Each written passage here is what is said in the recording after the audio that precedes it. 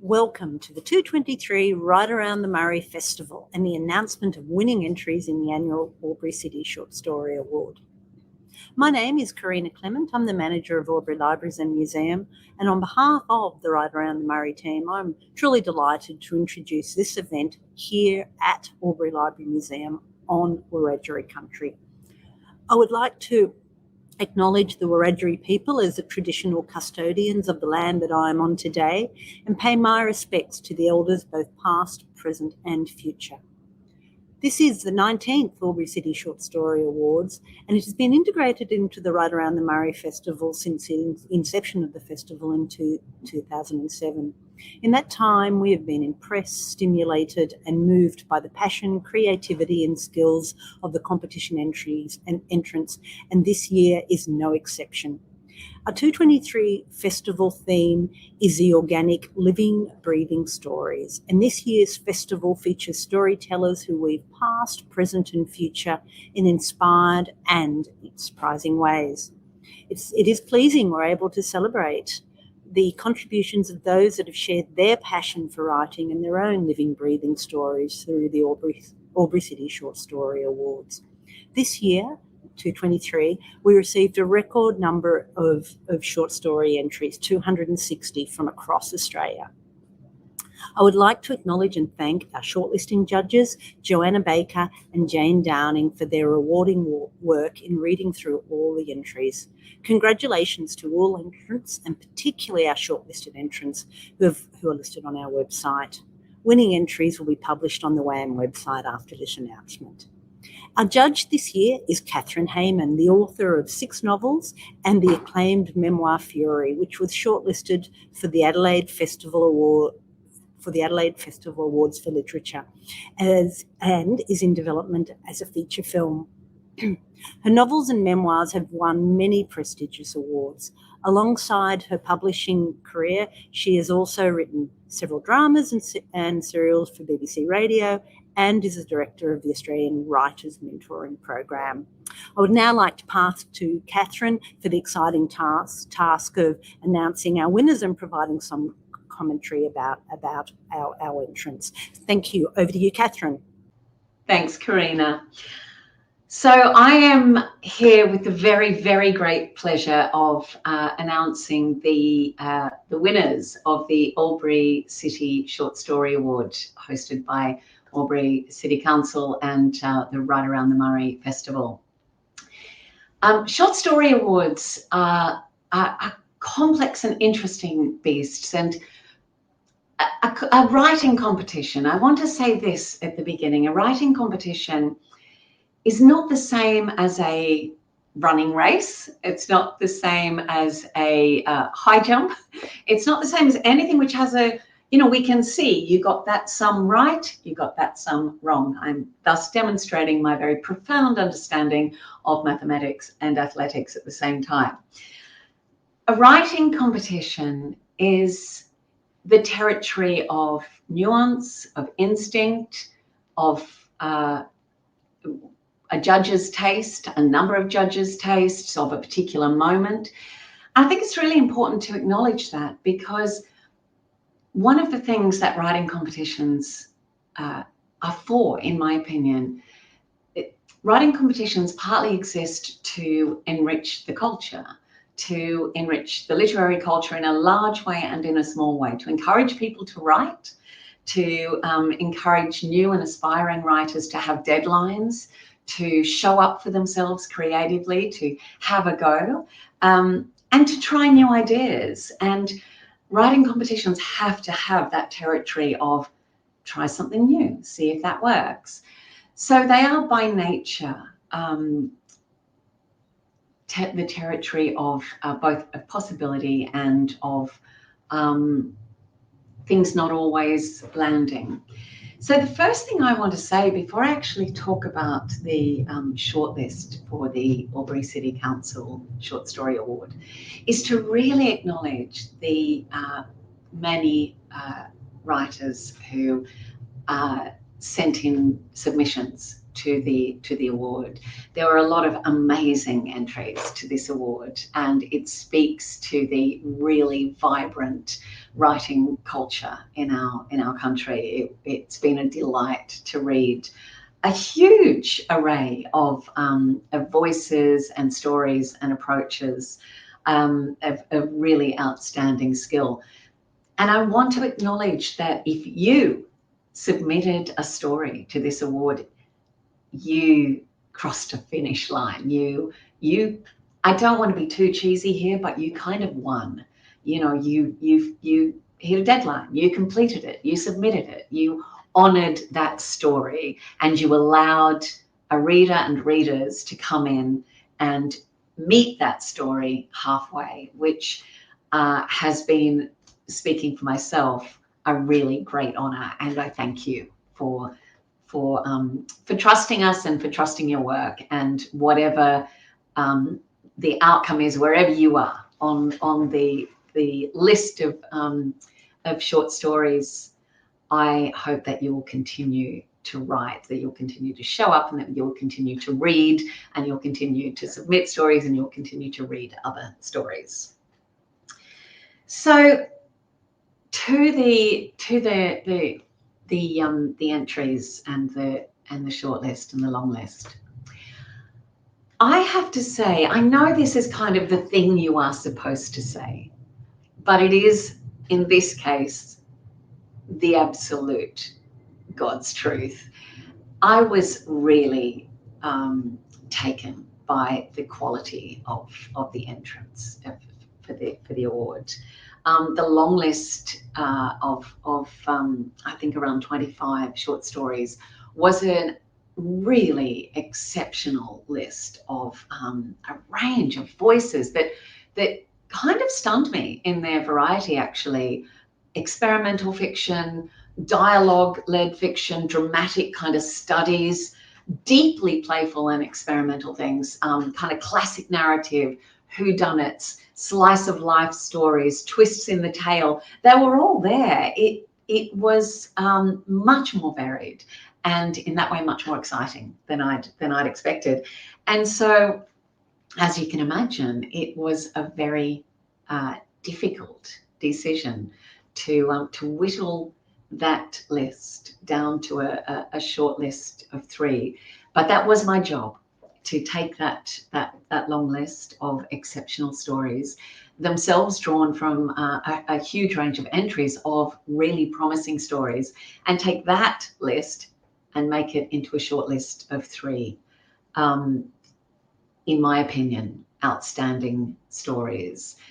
The thing that I notice about this short list, and again it's mirrored in the long list, is the variety. That the 3 stories that are on the short list, the winners of the competition, are kind of cover a bit of a span of approaches to the short story, from a short study of dialogue, a range of voices. So that has been a delight to notice that range. I have to say, again, I know it's the thing you're supposed to say, it is also the truth. I could have had 6, 7, 8 winners. And it was genuinely a tough choice, and an outstanding, absolutely outstanding range. So all of that said, I did have to make some choices. And so, beginning with the story that I put in 3rd place, the writer is Alison Gibbs, and the short story is Girl Friday. Girl Friday is one of those stories that packs in several years, decades, into a kind of contained moment. It's a very skillful piece of writing, and one that I absolutely kept returning to. I absolutely loved the very sly point of view, the way the character, who is the point of view character in this story, is kind of revealing her biases, her hopes, and a very sophisticated piece of writing in that it's revealing the things that the character dare not admit to herself. The writer absolutely captures the slippery nature of memory and more troublingly of complicity and silence. It's a kind of, it's a sort of Me Too story, but it does a lot more work than the tiny 2,000 words might imply. So congratulations, Alison Gibbs. It's a remarkable story, and I hope that you will expand it. In the second place story is by the writer Chris Cody, and the story is What Day Is It? Again, this was one that I kept returning to.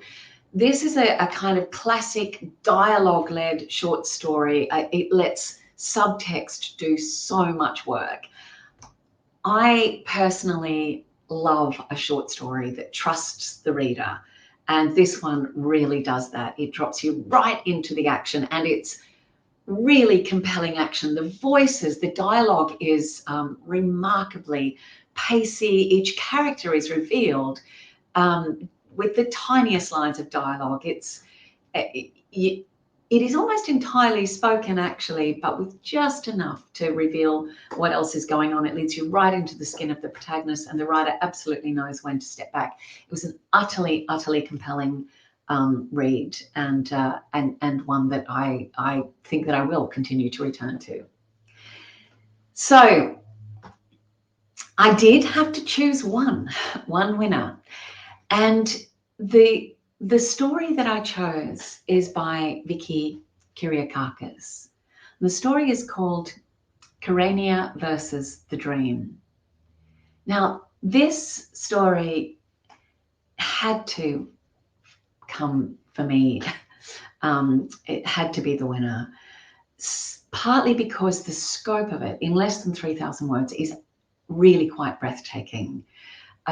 Here, the writer manages to scan history, to step into myth and turn it upside down, to do a wild history of women's stories in just a few pages, and to connect time and to condense it, to have a woman from history speaking across time in a way that even now speaking about it, I find deeply moving, because it's not just style for style's sake, though. In this story, every element is connected to a deeply moving heart.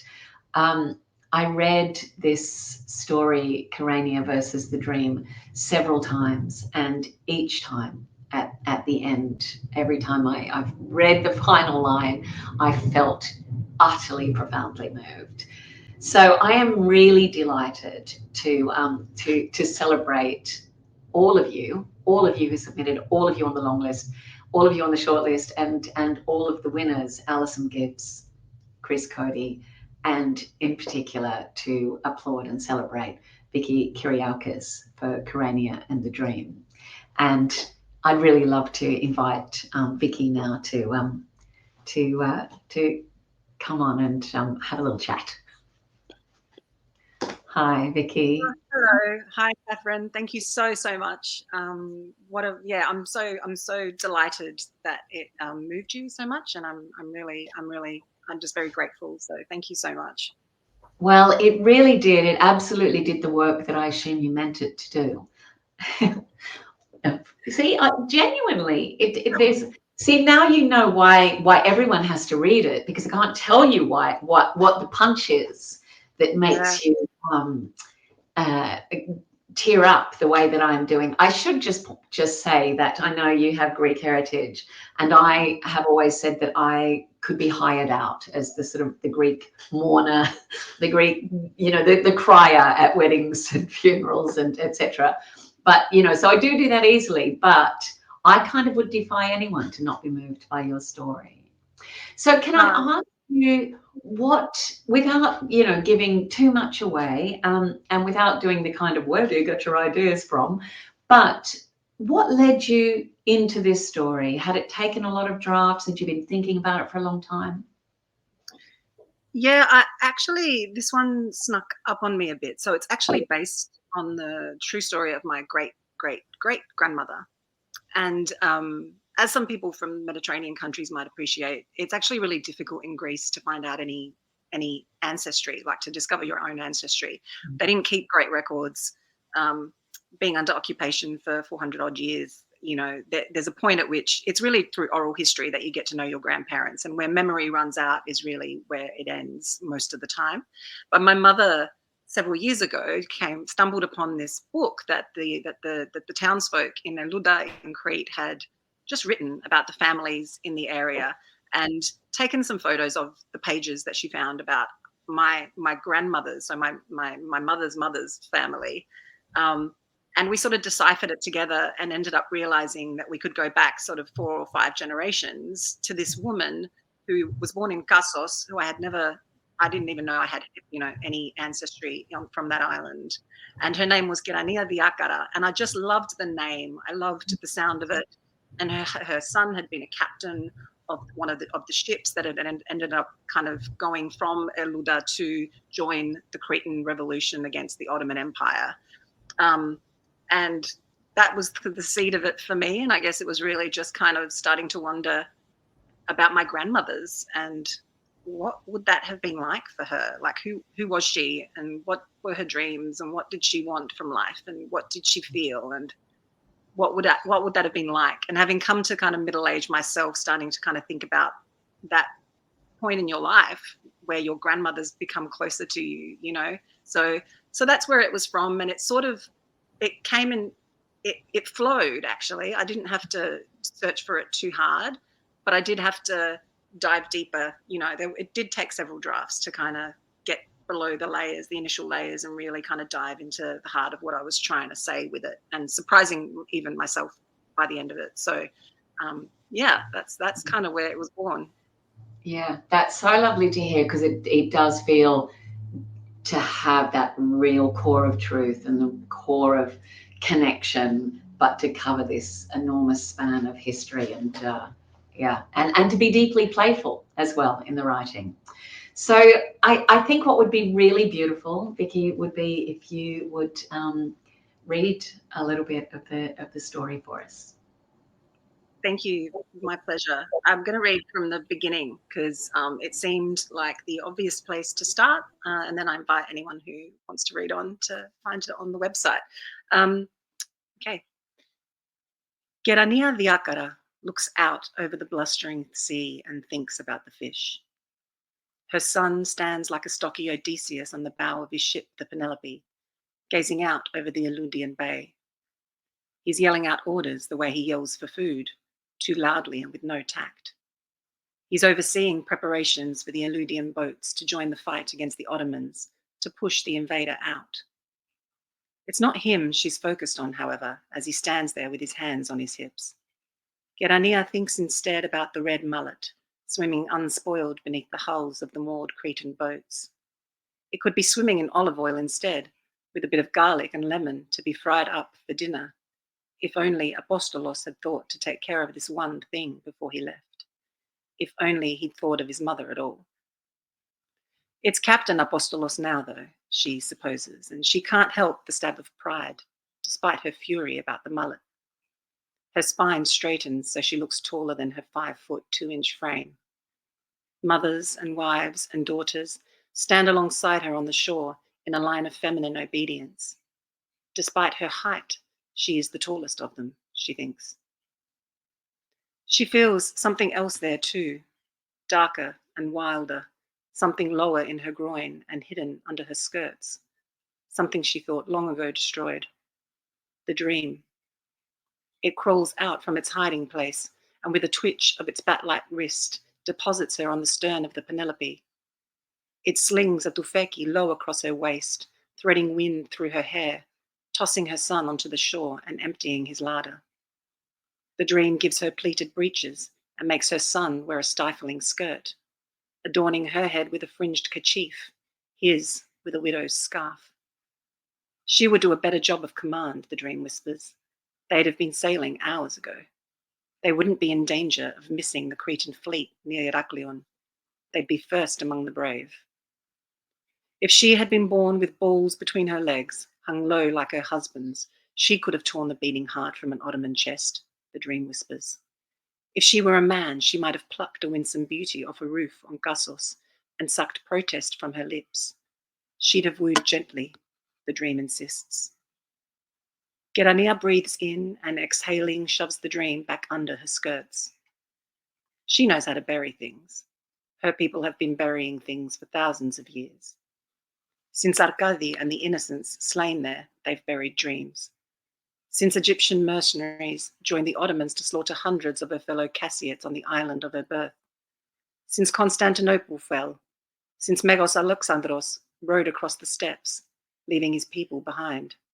Since the gods on Olympus sent firestorms to destroy the bloodline of King Minos. A dream like this one, that's the easiest thing to be rid of. Thank you. Thank you so much, Vicky.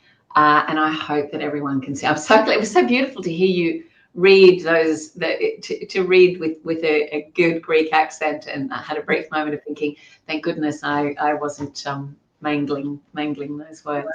I hope everyone will hear how absorbing and exciting the beginning of that story is, and indeed go to the website and read it for yourself. So I'd love to direct you all to the Right Around the Murray website, and to remind you, of course, that the Right Around the Murray Festival is indeed next weekend.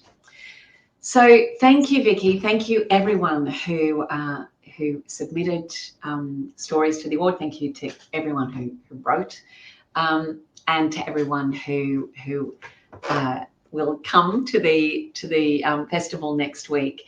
And in particular, I wanted to thank Albury City Council for sponsoring and setting up this award for valuing creativity, which is a beautiful thing for a council to do. And to thank Right Around the Murray and the quite brilliant Anne-Marie Ellis and Chris Moore for making all this happen. So thank you, everybody. And that is it from me. And I hope to see some of you at the Right Around the Murray Festival next week.